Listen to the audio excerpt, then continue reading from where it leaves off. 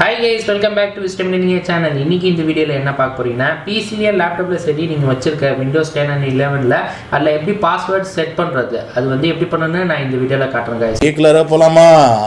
வாங்க வீடியோக்குள்ள போலாம்.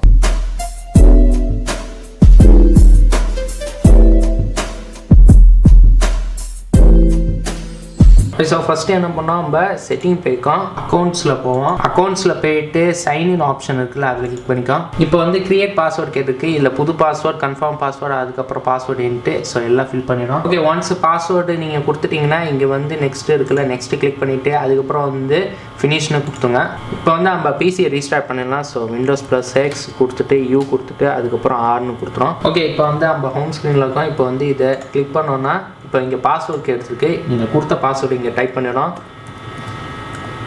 சோ டைப் பண்ணோம்னா ஜஸ்ட் இந்த சைடு ஆரோக்கு ரைட் சைடுல சப்மிட் கொடுத்துட்டோம்னா